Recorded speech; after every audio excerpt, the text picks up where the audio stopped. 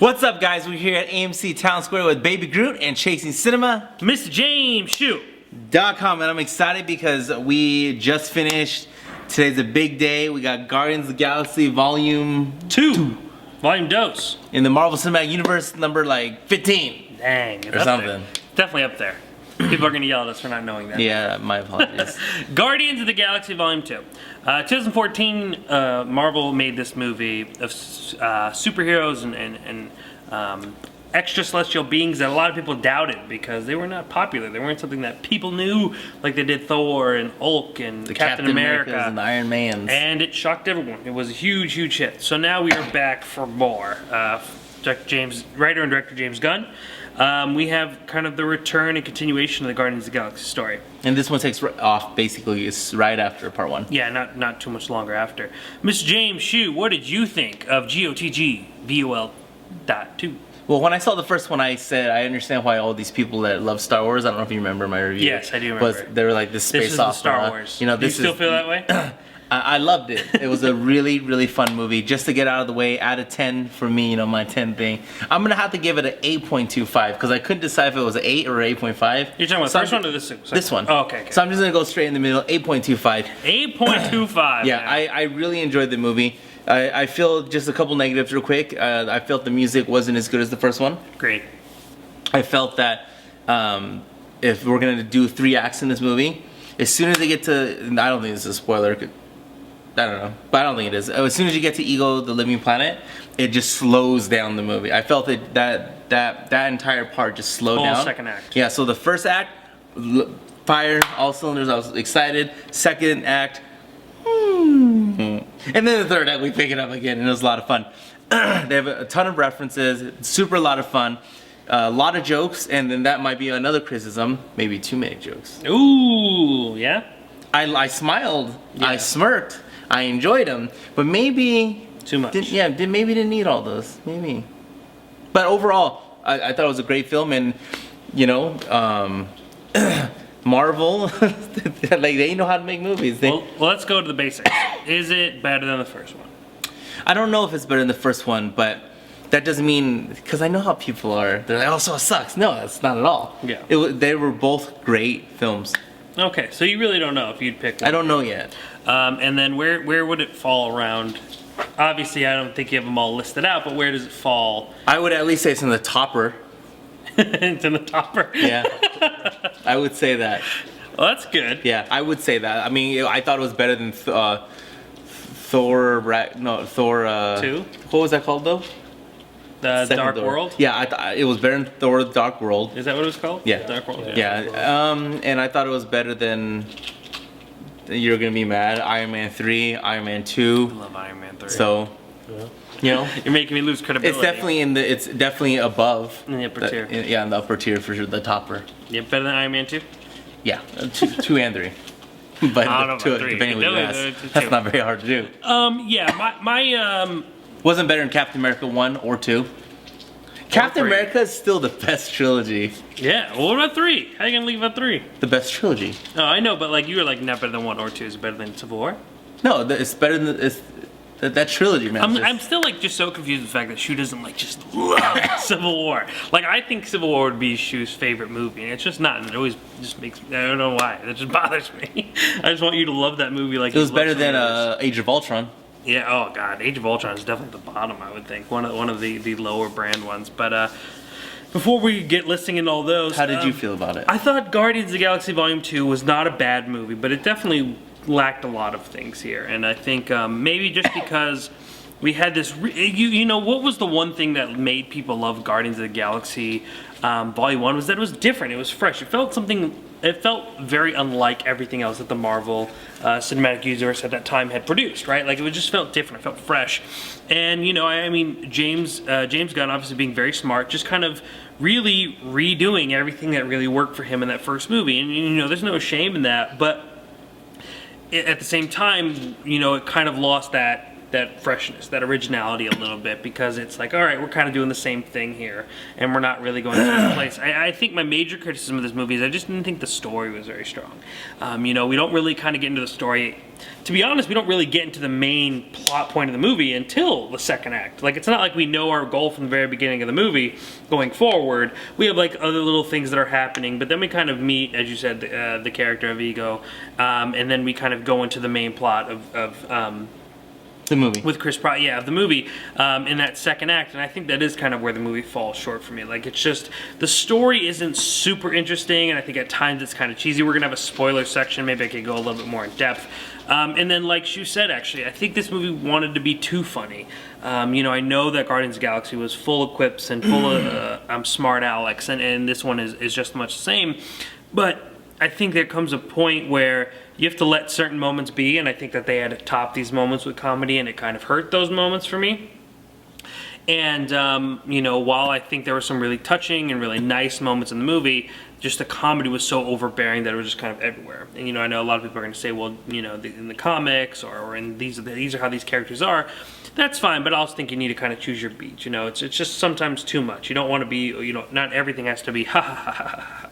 But that was just me. I think it's an enjoyable movie. I think a lot of people will criticize it for lack of action or just not having that same oomph that the first one did.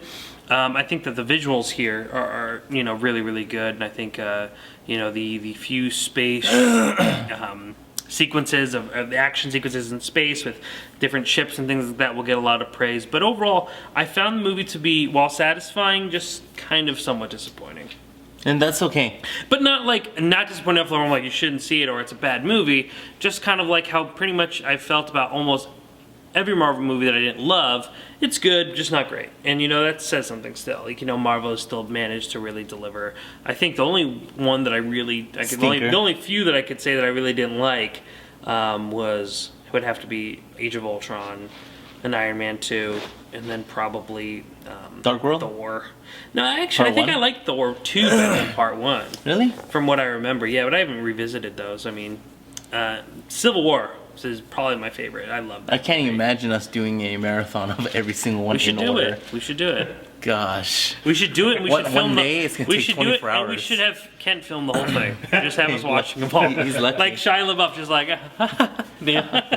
And give him criticism. Yeah, but I think everyone here, as far as character-wise, are really make their purpose. I really liked where they were going with Rocket Raccoon's character here. Like, he kind of go through all these different changes. Baby Groot is really cute, but I also think that they did too much of that though. Like for the opening sequence of the movie is about a 3-minute dance sequence with just Baby Groot, and all these things are happening in the background, which, I get what we're trying to do, and we're trying to set that tone of, very much like the first one, where it's a song and action sequence with Star-Lord, but here it's just like, okay. Maybe half. Yeah, no, 3 just minutes cut to a minute and a half. Yeah, just cut it a little bit, or just keep cutting back to our other heroes who are fighting this creature. And I know the whole point is to be like, oh, this is happening, but we're looking at this cute thing dancing. But at the same time, I think it kind of really just says like, oh, this is what you're kind of in for, and it's not really focusing on those action set pieces. But I will say, before we move on to spoilers, hero of the movie for me, standout for sure, was Drax, Dave Bautista. Hilarious. I'm so surprised on how great his timing is, and I'm sure it has a lot of help from the direction and things like that. But I mean, when his jokes do happen, I think they land. I think his character is really good. He has a lot more to do in this movie. He's nowhere near as important in the first movie as in this one. I feel like he has a lot more to do. Where I think like Zamora, for instance, kind of falls in the background, or Gamora, for instance, falls in the background. Do you like Mantis? Yeah, like Mantis, like no one really had a strong impression of me. Like I said, I think Rocket Raccoon's storyline interests me at least, but that's not really kind of into that second half, third act part of the movie where we're really kind of talking more about who Rocket Raccoon is as a character, and like everyone else, I just don't feel like, Star-Lord is there and he's going through these things, but he doesn't kind of have that presence because he's obviously doing something else. He's not being Star-Lord. He's kind of just trying to find out more about him. But Gamora just doesn't really have that kind of presence for me in this one. Groot is cute and going to sell a lot of toys and things like that. But T-shirts? Yeah, T-shirts, obviously. Yeah, I mean, I think the movie's fine. I think it's a fine movie. Well, let's do some spoilers. All right, let's get into it. With spoilers, something I wanted to say was, in the end credit, there's 5 of them. Which, yeah. I hate Ooh. how they couldn't have something that led into our next one, which is Thor Ragnarok. Yeah. I don't get it. Like, that's like the thing that, in our private theater, Yeah. nobody left. Everyone's waiting. And then there's nothing at the end with it. And then the Stan Lee cameo that they had again, they already had it. Yeah. They already did it the first time, it was funny. And then the second time at the very end, for me, it was just like, oh, that's not Yeah. funny anymore. Yeah, I agree. And I think the problem is that it feels more like how romantic comedies Yes. play their credits, and then it's like, oh, here's a clip of, like, and like all these little funny little clips, and it's like, those aren't after credit scenes. Those aren't what we have designed and kind of formatted as like what it is. Usually the ending is a tease for what's to come, or something that's important to the plot. Doctor Strange. But they did have the Adam Warlock one, which was real cool. That was cool. The Adam Warlock was the only one really kind of, I would assume, necessary. Yeah, and that goes into Volume 3, which I like. Because what are they? The first one is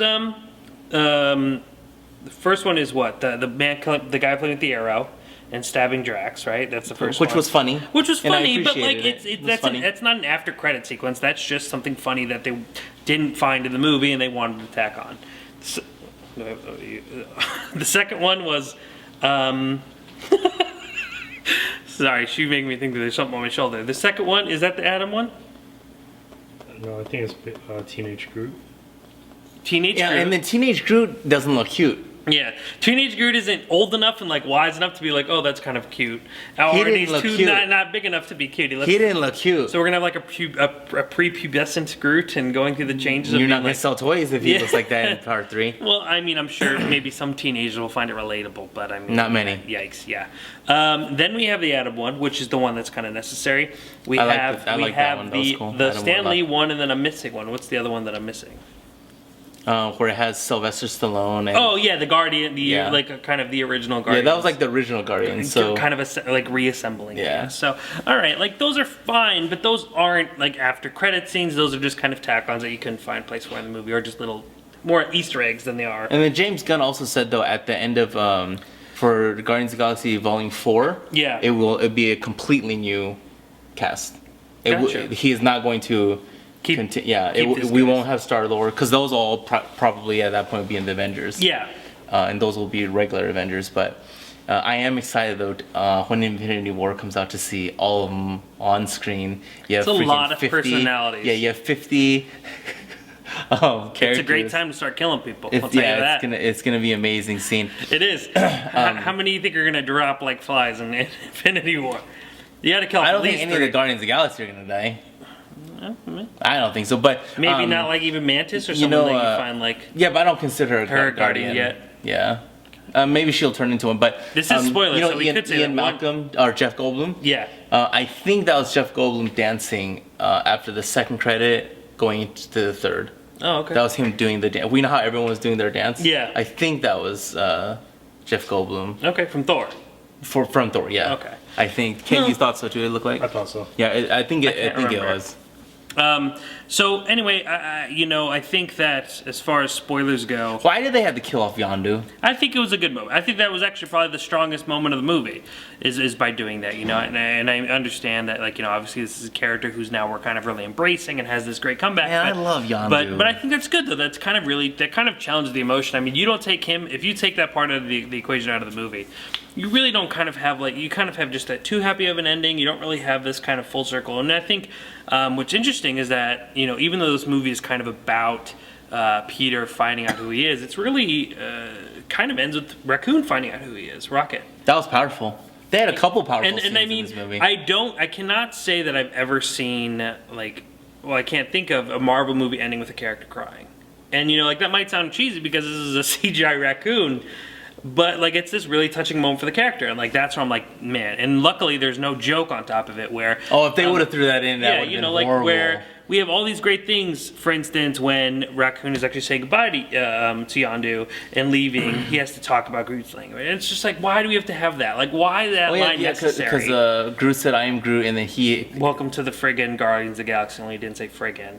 No, I didn't think it was that. After he was dead, I was talking about the one where Groot said, "I am Groot," and the translation was. Oh yeah, he did call you a twig. Yeah, I didn't think that was necessary. No, it like wasn't. he's dead, and it's like it was so good. Why did you? I honestly, and yeah, that's like an example of like, okay, not everything Groot says needs to be translated either.